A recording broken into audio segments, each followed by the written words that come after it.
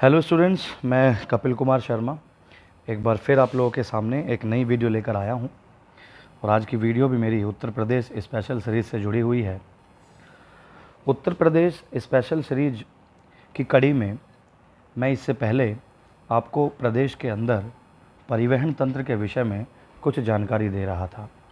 और परिवहन तंत्र में मैंने सबसे पहले सड़क मार्ग को विस्तार से समझाने की कोशिश की थी। सड़क मार्ग के बाद आज मैं कोशिश करूंगा कि एक अगले परिवहन तंत्र के विषय में बात की जाए, और वो अगला परिवहन तंत्र है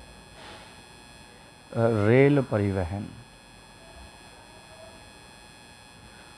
अगला परिवहन है रेल परिवहन। उत्तर प्रदेश के विषय में रेल परिवहन का एक महत्वपूर्ण स्थान है। तो कुछ ज़रूरी सूचनाएं मैं आप लोगों के साथ शेयर करने की कोशिश करूंगा। उम्मीद करता हूं कि आपको ये सारी वीडियो पसंद आ रही होगी। तो रिक्वेस्ट करना चाहूँगा कि चैनल को सब्सक्राइब कर दें और आगे आने वाली वीडियो को सबसे पहले प्राप्त करें। रेल परिवहन के विषय में यदि मैं बात करूं, तो रेल परिवहन में हम लोग सबसे पहले भारत की बात करते हैं कि भारत में सबसे पहली रेल, जिसे हम लोग कह सकते हैं भारत में प्रथम रेल, एक तो ये कब चलाई गई थी, कहाँ से कहाँ तक चलाई गई थी, और टोटल इसकी लंबाई कितनी थी। मतलब भारत में जो पहली रेल चली थी वो कितने किलोमीटर तक चली थी। तो हम लोग कह सकते हैं कि भारत में जो प्रथम रेल है वो 1853 ईस्वी में चलाई गई थी। 1853 ईस्वी में भारत में प्रथम रेल चली थी। और ये हम कहाँ से कहाँ तक की बात कर रहे हैं, मुंबई से ठाणे, एक स्थान है महाराष्ट्र में ठाणे। तो मुंबई से लेकर ठाणे तक चली थी। और अगर हम इसकी लंबाई की बात करें तो लगभग 34 किलोमीटर की लंबाई में ये पहली रेल चलाई गई थी। तो मैंने सबसे पहले भारत के विषय में बात करी कि भारत में प्रथम रेल 1853 ईस्वी में मुंबई से लेकर ठाणे लगभग 34 किलोमीटर चली थी। यह हम कह सकते हैं कि ये रेलवे लाइन जो है सबसे पहले 34 किलोमीटर बिछाई गई थी। अब हम बात करना चाहेंगे उत्तर प्रदेश के परिप्रेक्ष्य में कि उत्तर प्रदेश में लगभग 9167 किलोमीटर का जो मार्ग है वो कैसा है, कुल रेल मार्ग है। प्रदेश के अंदर लगभग 9167 किलोमीटर लंबा रेल का मार्ग है जिस पर रेल चलती हैं। और अगर हम पूरे भारत देश की बात करें कि भारत के सभी राज्यों में रेल के मार्ग उपस्थित हैं, और हम बात करें कि भारत में कुल जो रेल पथ है, हम उसे नेटवर्क के रूप में देखने की कोशिश करते हैं। कुल रेल पथ नेटवर्क में उत्तर प्रदेश का स्थान कौन सा है, तो उत्तर प्रदेश का प्रथम स्थान है। उत्तर प्रदेश का प्रथम स्थान है कुल रेलपथ नेटवर्क में, भारत के अंदर की मैं बात कर रहा हूं। और अब मैं उत्तर प्रदेश को थोड़ा सा और आगे बढ़ाने की कोशिश करता हूं, तो हम कह सकते हैं कि उत्तर प्रदेश में जो पहली रेलगाड़ी, उत्तर प्रदेश में पहली रेलगाड़ी मार्च 1859 में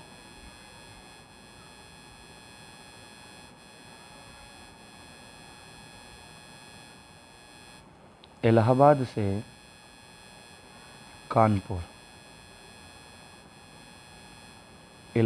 कानपुर तक चलाई गई थी। ये हम अपने प्रदेश की बात कर रहे हैं कि प्रदेश में पहली रेलगाड़ी मार्च 1859 में इलाहाबाद से लेकर और कानपुर तक चलाई गई थी।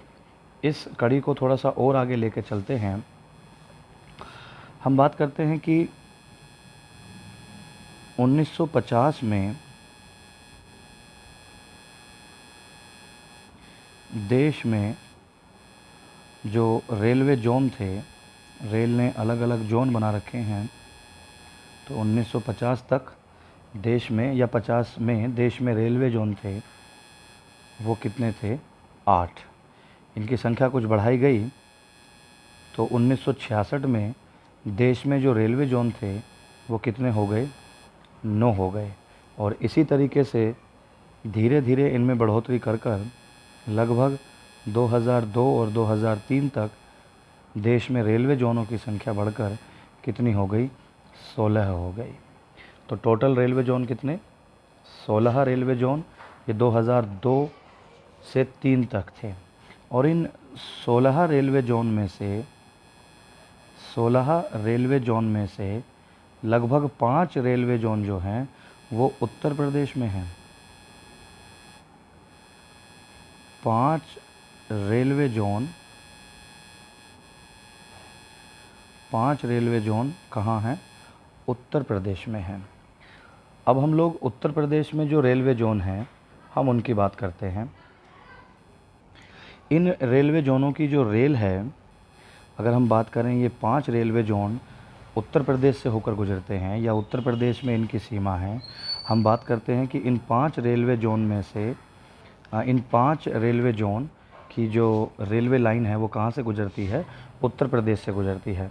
मैं बात करने की कोशिश कर रहा हूँ उन रेलवे जोन की जिनकी लाइन उत्तर प्रदेश से होकर गुजरती है। कौन कौन सी है? हम बात करेंगे सबसे पहले उत्तर रेल, नंबर दूसरा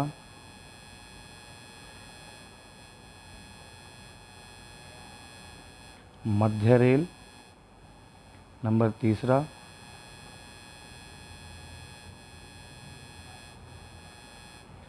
पश्चिम रेल,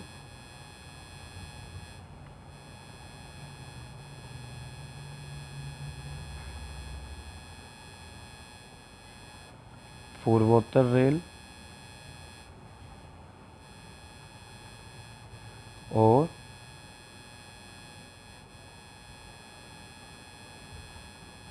उत्तर मध्य रेल। मतलब इन 5 जोन की रेलवे लाइन, इन 5 जोनों की रेलवे लाइन उत्तर प्रदेश से होकर गुजरती है। ऐसा आप लोग इसको याद करेंगे। आगे बढ़ते हैं। अगर इन 5 रेलवे जोनों की बात की जाए तो इन 5 रेलवे जोनों में से 2 रेलवे जोन के जो मुख्यालय हैं, जो हेड ऑफिस है, वो उत्तर प्रदेश में है। हम लोग कह सकते हैं कि 5 रेलवे जोन में से 2 रेलवे जोन के 2 रेलवे जोन के जो मुख्यालय हैं वो यूपी में हैं। कौन कौन से हैं उनके नाम लिखने की कोशिश करते हैं। 2 हैं। एक तो है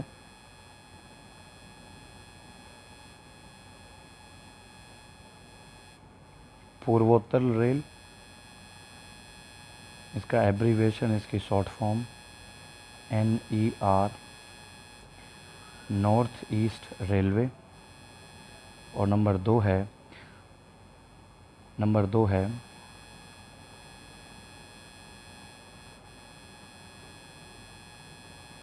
उत्तर मध्य rail, NCR, north central rail.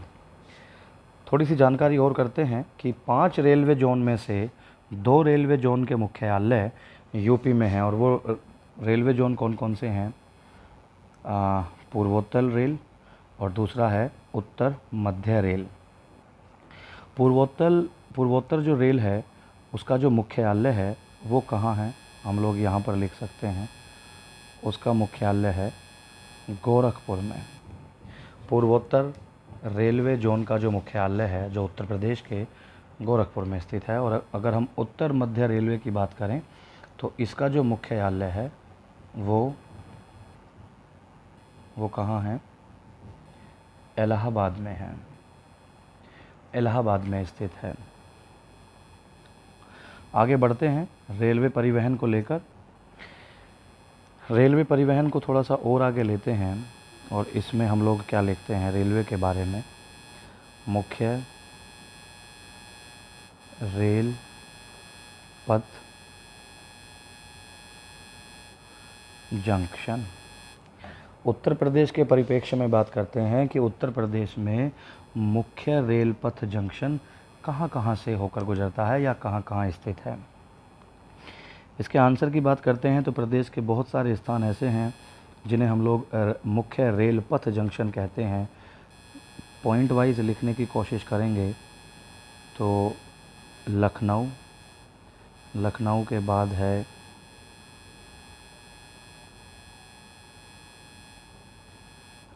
बाद है गोरखपुर,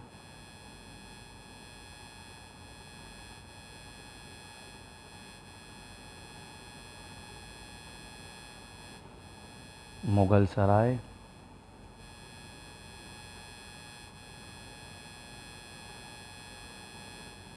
इसके बाद है इलाहाबाद,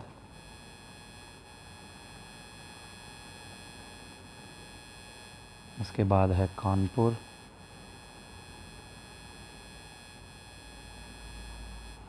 आगरा,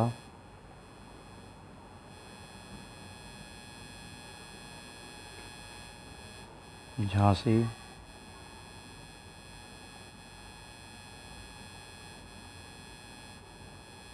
मुरादाबाद,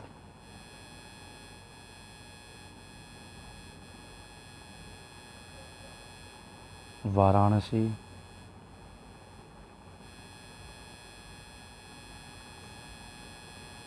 टूंडला,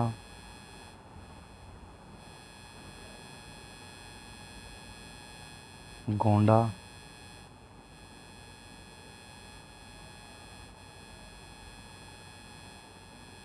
फैज़ाबाद,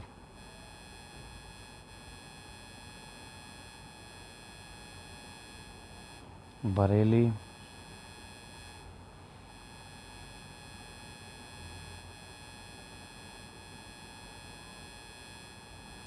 ओडिहार। ये जो लगभग मैंने 14 स्थानों के नाम लिखे हैं, ये वो स्थान हैं जो उत्तर प्रदेश के अंदर मुख्य रेल पथ या मुख्य रेल पथ जंक्शन कहलाते हैं। बढ़ते हैं अब अपने अगले हेडिंग या अगले टॉपिक की तरफ जो रेलवे परिवहन से संबंधित है। हम लोग अगर यदि हेडिंग बनाने की कोशिश करें तो हम बात करेंगे कि उत्तर प्रदेश में रेल मंडल, उत्तर प्रदेश में रेल मंडल। यूपी में रेल मंडल को आगे बढ़ाते हैं तो मैं बात करना चाहूँगा इसके आंसर के विषय में कि प्रदेश में, उत्तर प्रदेश में कुल 9 रेल मंडल हैं। कुल कितने मंडल हैं? 9 रेल मंडल हैं। इन 9 रेल मंडल के बारे में यदि हम बात करें कि कौन कौन से रेलवे मंडल हैं तो नोट करते रहिएगा। पहला है उत्तर रेलवे के मंडल के बारे में बात करते हैं। उत्तर रेलवे के मंडल के बारे में बात करते हैं तो कौन कौन से हैं? मुरादाबाद और लखनऊ, ये 2 रेल मंडल कौन से जोन में आते हैं? उत्तर रेलवे जोन में आते हैं। उसके बाद हम बात करते हैं दूसरे रेलवे जोन की। तो दूसरा रेलवे जोन था हमारा पूर्वोत्तर रेलवे। तो पूर्वोत्तर रेलवे के कौन कौन से मंडल हैं हम लोग लिखना चाहेंगे यहाँ।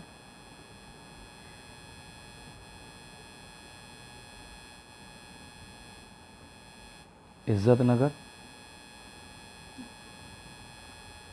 जो बरेली में है, उसके बाद लखनऊ,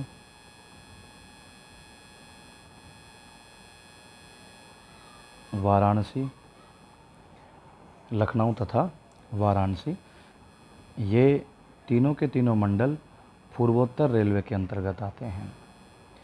उसके बाद यदि हम तीसरे की बात करें तो तीसरा जोन है यहाँ पर पूर्व मध्य रेलवे। इसके अंतर्गत बात करते हैं तो कौन कौन से मंडल आते हैं। पूर्व मध्य रेलवे में एक ही मंडल है और वो है मुगल सराय मंडल। इसके बाद चौथे जोन में जाते हैं और चौथा जोन है हमारा उत्तर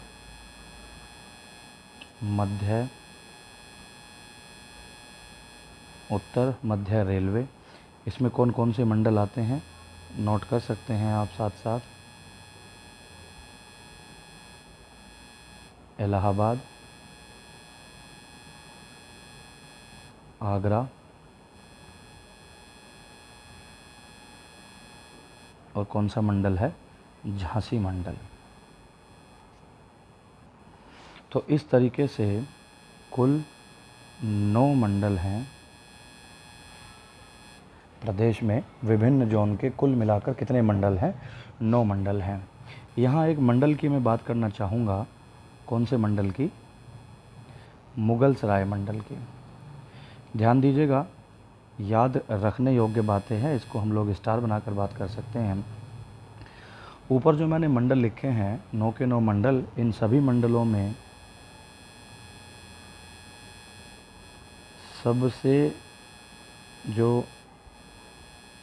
सबसे छोटा जो मंडल है वो कौन सा है, मुगल सराय मंडल है। और एक बात और, ये मुगल सराय मंडल देश का भी सबसे छोटा मंडल है। भारत देश का भी सबसे छोटा मंडल मुगल सराय है और प्रदेश में, उत्तर प्रदेश में भी सबसे छोटा मंडल कौन सा है, मुगल सराय। आगे बढ़ते हैं, अपने टॉपिक को आगे लेकर चलते हैं। और जो अगला टॉपिक है इसी से संबंधित है। एक रेल है जिसका नाम है बौद्ध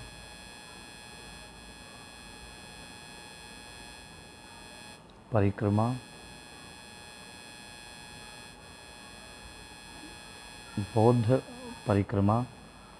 एक्सप्रेस, बौद्ध परिक्रमा एक्सप्रेस। तो इसके विषय में कुछ ये बात है कि प्रदेश सरकार के सहयोग से या उत्तर प्रदेश सरकार के सहयोग से रेलवे ने, उत्तर प्रदेश सरकार के सहयोग से रेलवे ने कुछ धार्मिक स्थलों की यात्रा करने के लिए या पर्यटकों के लिए बौद्ध परिक्रमा एक्सप्रेस आरंभ की थी। यह रेलगाड़ी प्रदेश और बिहार में हम लोग बात करना चाहेंगे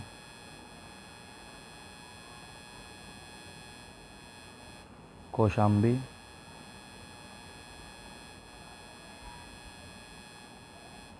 इलाहाबाद,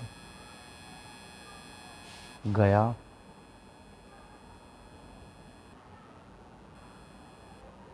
राजगीर,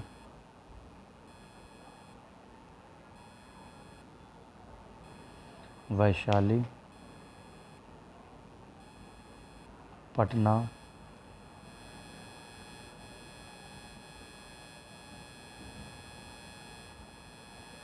वाराणसी,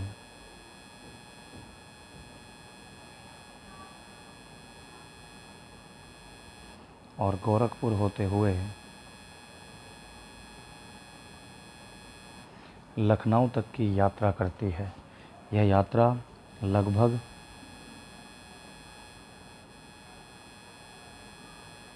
5 रात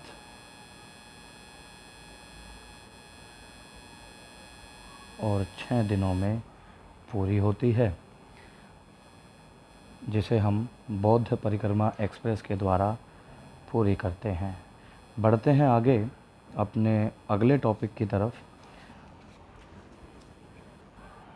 कुछ इंटरेस्टिंग बातें कर लेते हैं रेलवे से संबंधित। हम बात करते हैं कि इंटरेस्टिंग बात है कि भारत की सबसे लंबी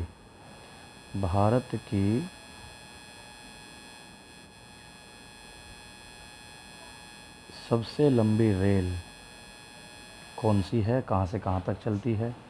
तो भारत की सबसे लंबी जो रेल है वो है, भारत की सबसे लंबी रेल प्रयागराज एक्सप्रेस है।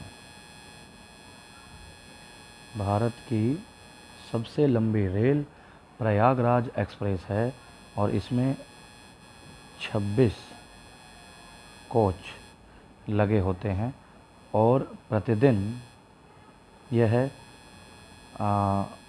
नई दिल्ली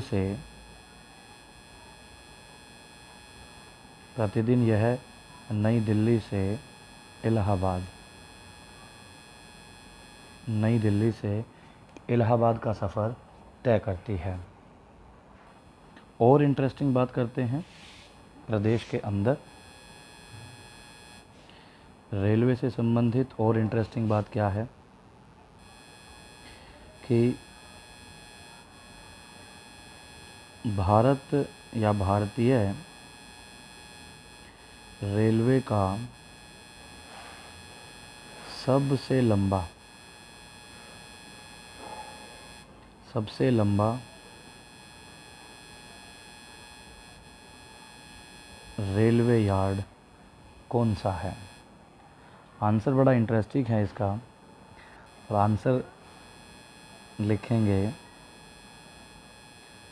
मुगल सराय के बारे में पहले भी एक इंटरेस्टिंग बात पता लगी है कि उत्तर प्रदेश का सबसे छोटा मंडल है, यहाँ तक कि पूरे भारत देश का सबसे छोटा मंडल है रेलवे का। लेकिन भारत रेलवे का सबसे लंबा जो रेलवे यार्ड है वो किसका है? मुगल सराय का है।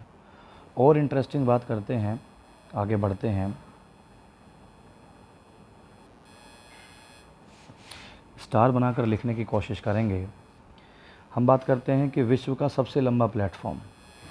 पहले पॉइंट लिख लेते हैं, विश्व का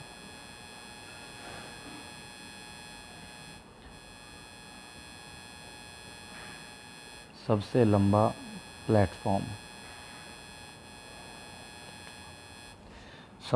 प्लेटफॉर्म कौन सा है? तो इसके आंसर को देखिएगा आप, इसका आंसर है गोरखपुर कैंट का प्लेटफॉर्म नंबर 1। प्लेटफॉर्म नंबर जो 1 है, गोरखपुर कैंट का प्लेटफॉर्म नंबर 1 विश्व का सबसे लंबा प्लेटफॉर्म है। अगर वैल्यू की बात करें तो 1355.40 मीटर लंबा प्लेटफॉर्म है, विश्व का सबसे लंबा प्लेटफॉर्म। आगे बढ़ते हैं, इंटरेस्टिंग बात करते हैं थोड़ी सी और इंटरेस्टिंग बात क्या है, स्टार बना लेते हैं। अगर हम सबसे बात करें कि भारत का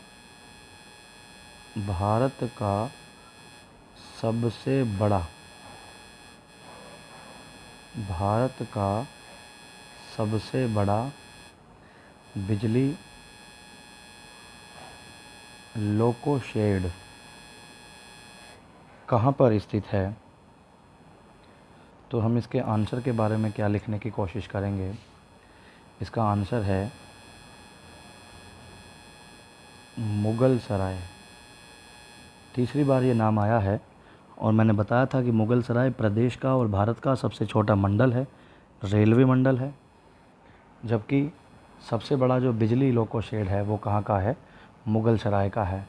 भारत के साथ साथ ये एशिया का भी सबसे बड़ा बिजली लोको शेड है। आगे बात करते हैं, अगले इंटरेस्टिंग टॉपिक की तरफ चलते हैं जो रेलवे से जुड़ा हुआ है। अगला इंटरेस्टिंग जो पॉइंट है वो है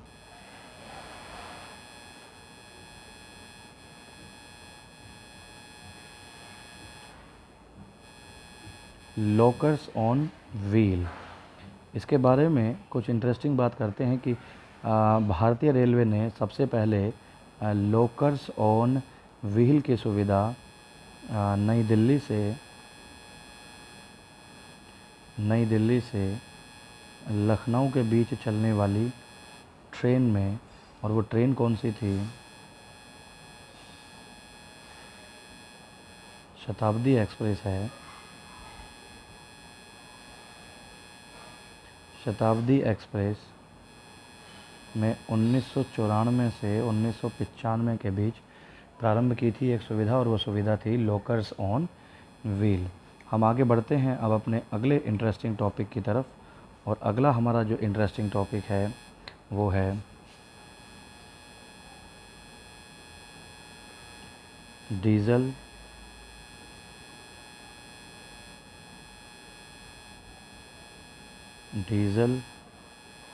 लोकोमोटिव वर्क्स। इसके विषय में कुछ बात कर लेते हैं। डीजल लोकोमोटिव वर्क्स ये कहाँ पर स्थित है? हम लोग कह सकते हैं कि यह हमारे उत्तर प्रदेश के वाराणसी में स्थित है, और इसकी आधारशिला लगभग 23 अप्रैल 1956 को हुई थी। उस समय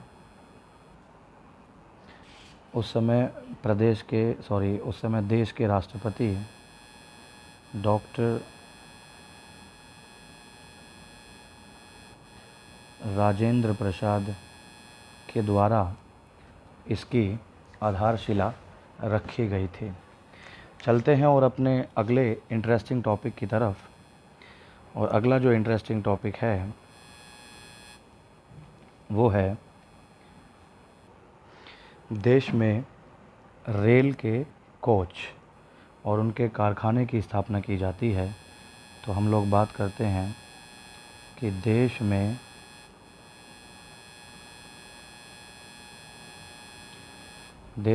तीसरे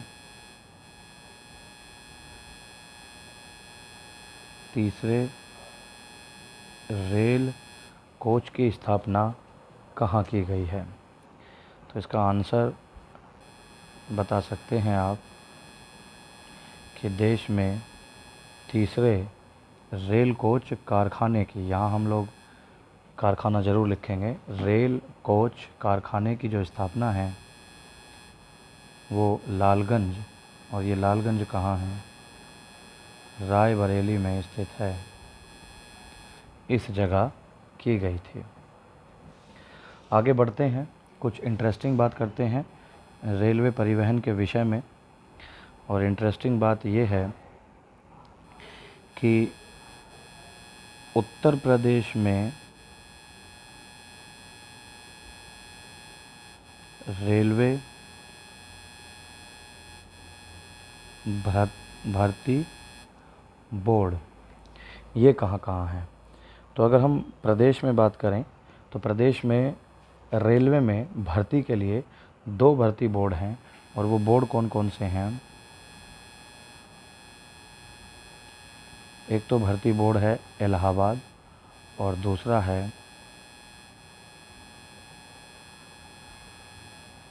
है गोरखपुर। कुछ और इंटरेस्टिंग बात कर लेते हैं ज़रूरी कि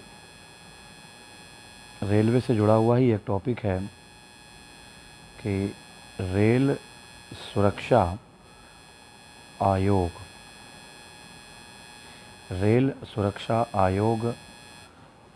का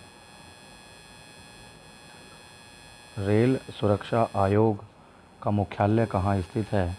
तो आप आंसर बताएंगे कि रेलवे सुरक्षा आयोग का मुख्यालय लखनऊ में स्थित है। और लखनऊ के विषय में एक इंटरेस्टिंग बात कि जो प्रदेश में लखनऊ का रेलवे स्टेशन है,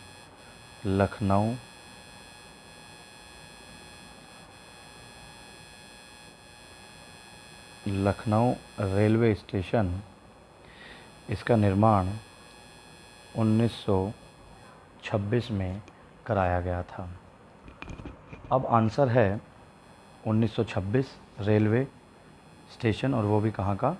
लखनऊ का। एक क्वेश्चन है आपके लिए कि मैंने